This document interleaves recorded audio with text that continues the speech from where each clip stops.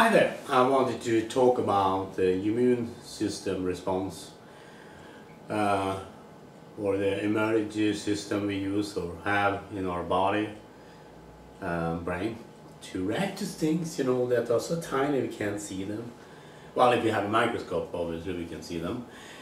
Anyway, most people get some trouble sometimes, you get allergy or rheumatoid or something else, So you get into this response in the body.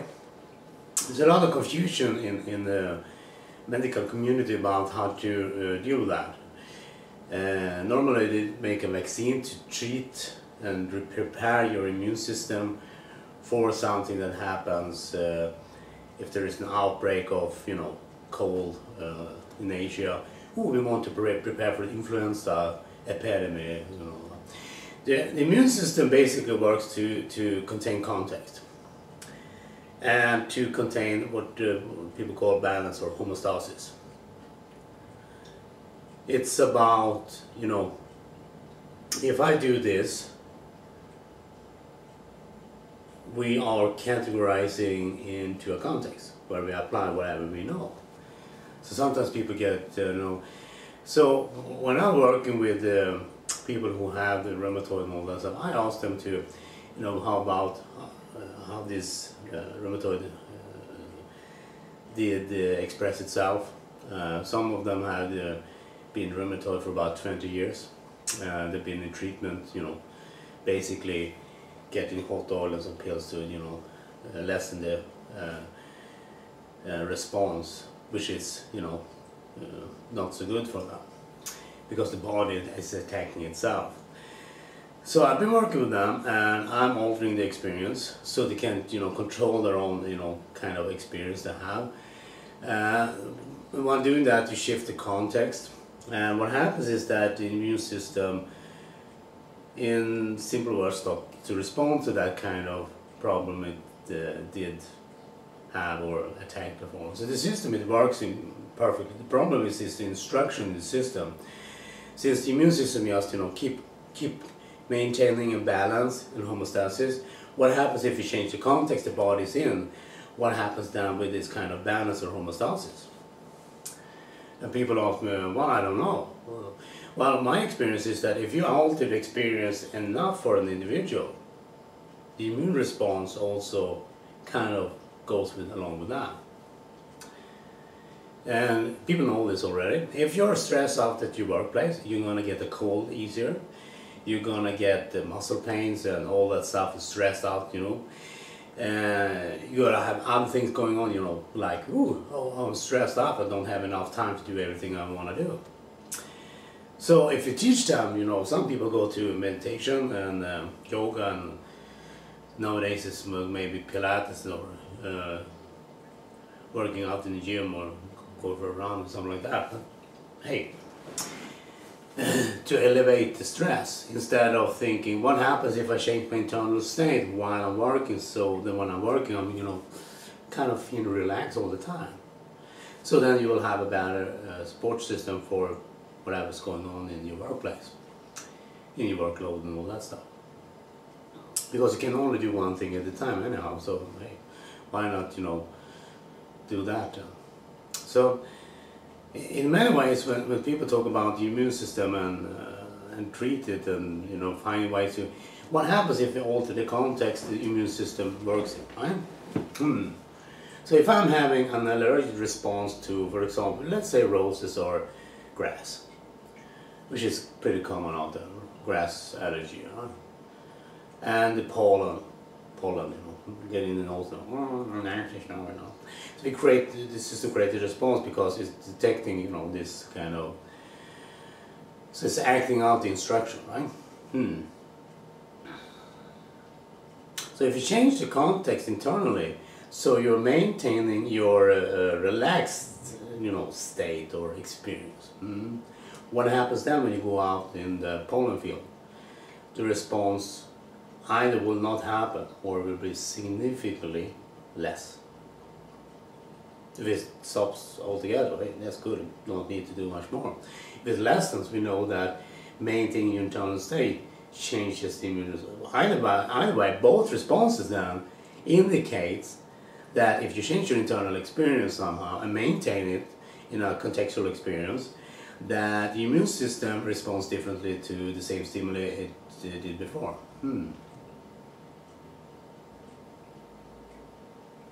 That's kind of, interesting.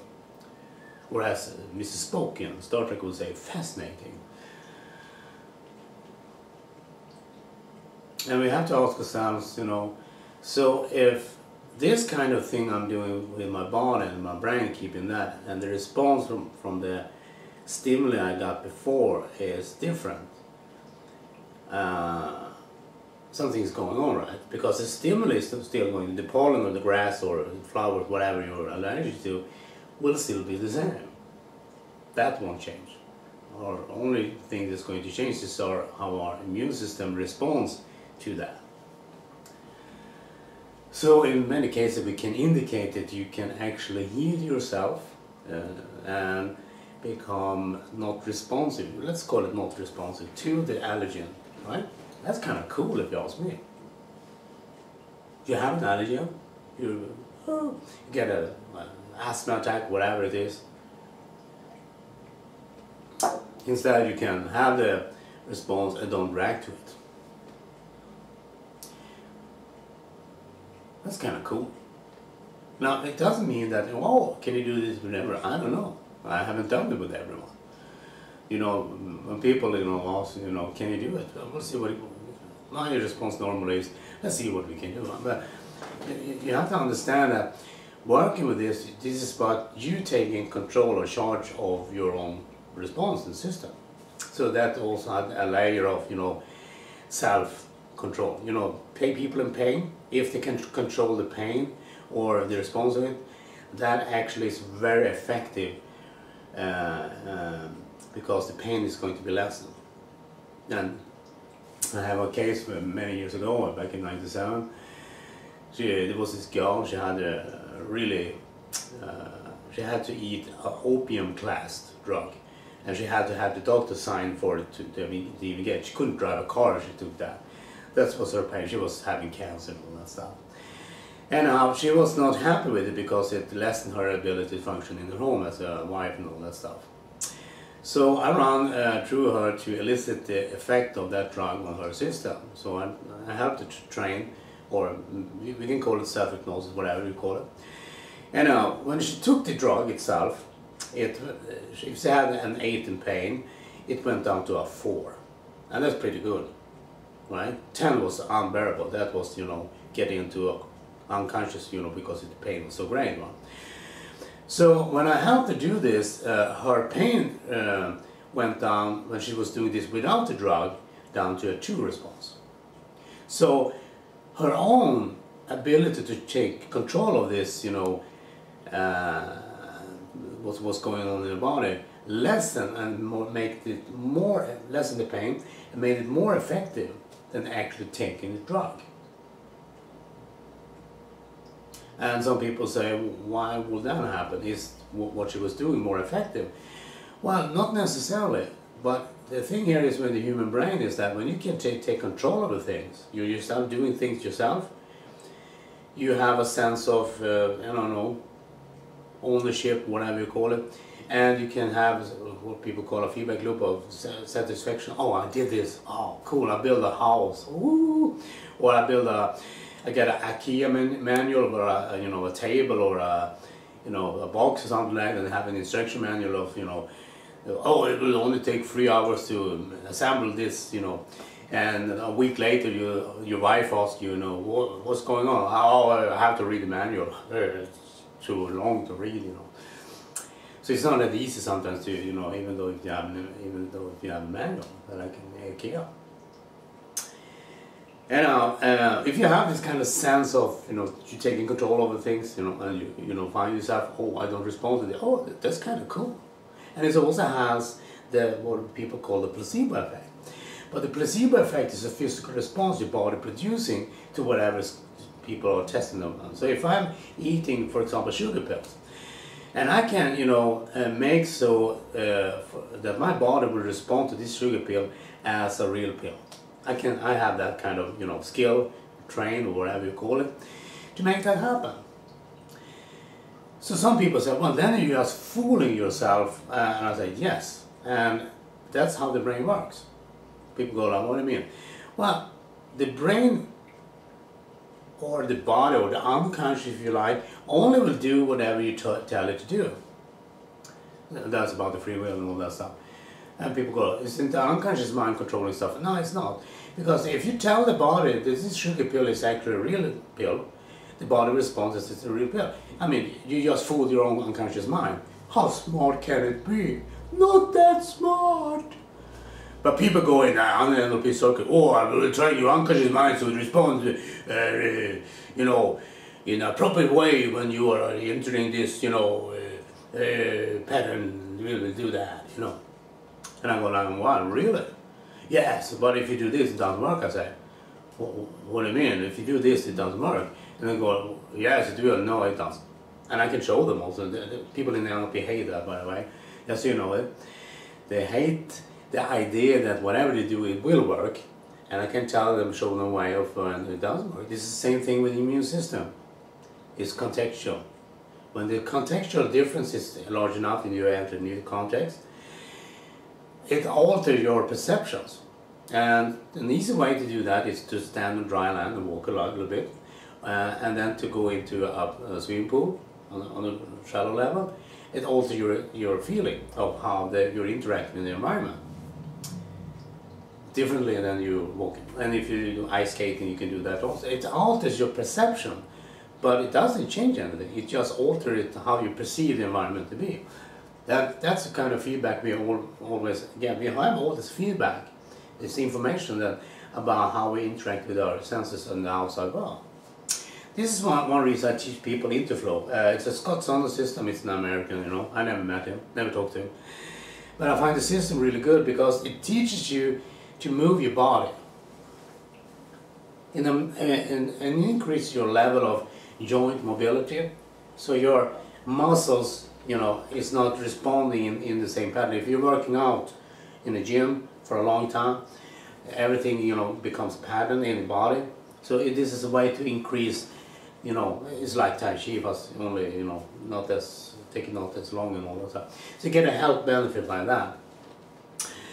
So a lot of people who get, you know, neck and headaches and stuff like that, it's really good. Yeah. It's also a prerequisite for the RBM system anyway. So people have this kind of immune response. People assume you can communicate with that or alter it, or give it a new instruction. And even though I can't, you know, go into detail of every cell or, you know, or whatever, you know, white blood cell, whatever you call it, yeah, you can alter the chemical base, if you like, or the chemical experience you have if you shift the context. So if you're stressed out when you go to work, you get easier to get sick, for example. If you go to work and you're, you know, totally relaxed or content with your life or experience, things are different. You don't respond the same way. My sister's family sometimes get a cold or influenza, something like that. They've been hanging out here, I've been going to them. I don't get, you know, this kind of cold or influenza, even though I should get it, because I'm, you know, interacting with them when they are on the height of their, you know, oh, you're gonna get the cold, and they laugh at me, and I don't get it. It's like my sister's kid, like, tell me, you don't get that cold. Yeah, I don't. Maybe because I'm so, you know, mellow and relaxed. Like smoking weed, something like that. People look like that. Well, man, I'm smoking weed. I'm so relaxed. Well, I don't think they're relaxed really. I think the drug is, you know, impacting the brain cells and putting a layer of, you know, stupidness on it. I don't care if I'm a clown, as I like to say. I'm just a funny guy. Because there was a movie called The Funny Girl, and now I'm a funny guy. I transform into a guy. People go like, you know, what is he talking about? And that's the response people have to a new context. What's going on? And the immune response we have is also contextual. So if we can alter our own experience enough, So we get a new response going on in the body. The immune system, even though it should react, it doesn't.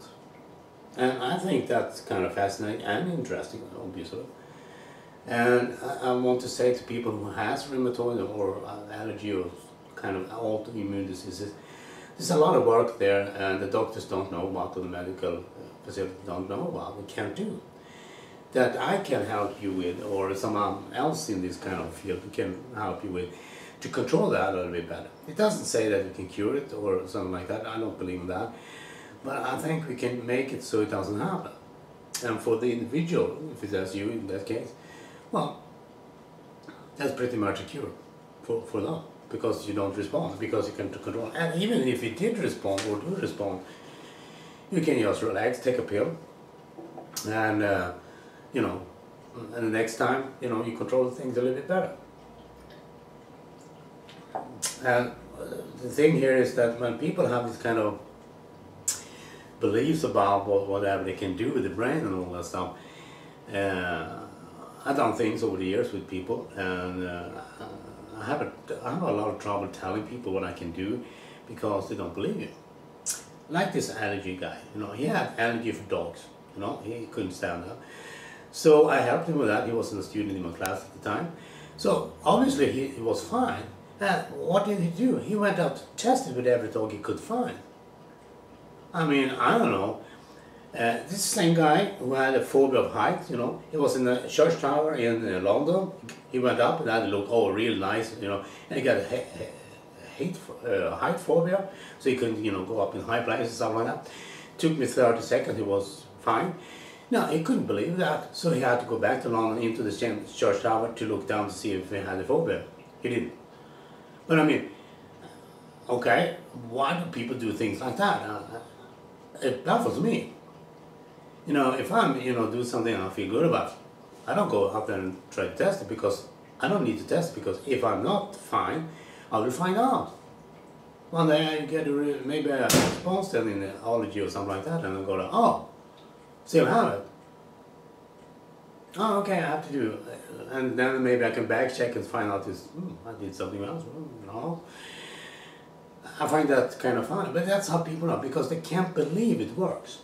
That's the hard part, because in the medical, you know, your doctor should know, right? Because they have this 7-year education. So obviously they, you know, should know, because they know everything, right? This is like the vaccine guys who to make a vaccine to train yourself so you don't get a cold. Some people take the vaccine, dies, or maybe not die. That's kind of, you know, big word, but they get sick. They get a disease somehow. Now some call that an impurity, and for me, I think that the way they train the immune system with the vaccine is not as good as they think it is. And I don't vaccinate myself unless it's absolutely, you know, needed for something. And I haven't taken something like that for 40 years, something like that. Almost. You see, even though it might work, it is not. I had this girl, I'll tell you about that. She had pain in the body. She'd been, you know, went on pain medication 24/7. She was 19 years old. The doctor couldn't do anything for her. It took me a while before I could, you know, help her to relieve that kind of response. And what was happening for her in her youth, her immune system response was not as effective. It took her, if she got a cold, it took not 10 days to get, you know, oh, now fine, right? It took about 6 weeks. And whatever was going on in her childhood, it didn't activate her immune system in the proper way. So when I found out how this worked for her, I was able to help her activate that in a proper way. And the upcoming winter, she got about 4 sinus, you know, responses. She got 1 sinus response, she got penicillin for that, and she was fine for a while, and they got 1 again. She had like 3 or 4, and then she was pain-free. And these things happens because the immune system is an effective way of doing things with the instruction set. It doesn't mean it can get confused, and when it get confused, we get into trouble. We get the rheumatoid disease, we get your body attacking itself because it doesn't recognize your own body, you know. Cool. I think it's kind of cool. It's like you have a zombie or something like that. So if you can train the body, and I have a few clients that I've been working with that in all cases has no response. I don't know if they have rheumatoid or not, or it's just dormant. But if you have like a chronic rheumatoid disease for 20 years and you don't respond anymore, I kind of think that's a big deal, especially for your life quality and, you know, enjoyment of life and stuff like that. If you like to play golf, that's kind of big deal. If you're a family, you know, and you don't need to, you know, adapt to whatever illness someone has all the time. You can't go on a vacation because you're gonna get, you know, pain and all that stuff. You have to go home. I think that's a good thing to have. And this is all about you controlling your own, you know, kind of experience. And when I talk about that, interflow and all that stuff, I also talk about focus of your consciousness. And if people get a pain, I have a sore shoulder, so you're aware of the pain in the shoulder, and they go, yeah, and I go like, can you help me with that? And I go like, maybe, I want to know how this works. And people go like, well, I feel really fine about that. And I'm, okay, so how can you move that? Well, how can I move with this and all that stuff? So I do that for a few minutes, and the pain in the left, in this case, the left shoulder will lessen. And I go like, so in the pain was, let's say it was 8, and now it's a 5. And I go, cool. So we work a little bit more. We put some pressure on this shoulder and lift some weight more and stuff, and the pain goes down to 3. And the individual, the client in this case, can't believe, you're not working on my pain shoulder. And I go, I know it's cool, isn't it? Yeah, but because the body shares, you know, information in the brain and all that stuff between them. There is some physiotherapists out there. One of my students in Australia or New Zealand, down under, it's on the other side of the earth, where the water is running on the other way in the sink. Very strange phenomenon. You know, you think the world is working the way it should be. You pour water in the sink and you see it's for, oh yeah. And then go to Australia, New Zealand, it goes the other way. You go like, I like to think it's well. If I'm a communist and the water running this way, if I go to the other side of the earth and it goes the other way, maybe I'm a Republican or something like that instead, because it's kind of difference, and that's kind of cool if you ask me. Anyway, he's a student of mine, and he's been doing this kind of RBIM stuff for a time. He's a physiotherapist. He works this way. If someone comes in and they can't move, they say, I get my arm up here. Oh, I'm so... And they go to the house and, I can move. Oh, this one. So he worked with that and increased mobility on the outside. And they all think, how do you do this? Wow, I can move it much more now. The pain is lessened. So he works with mobility. So you can increase the range of mobile, how much you can move your body in this way. That's why you should do interflow, because it helps you expand the range of movement in your joints and mobility and all that. And it will help you, from headaches and stuff like that. And it will also be a beneficial effect of, like meditation and stuff like that. A bit more mellow or breathe thing,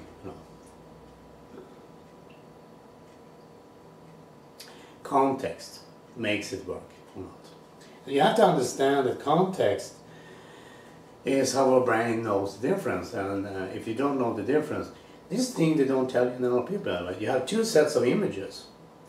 Well, they tell you that in some way, but they don't understand what's going on, because if you make an image of something, like you have a mental image, I make an image here, right? A drawing in the air now, an image here, right?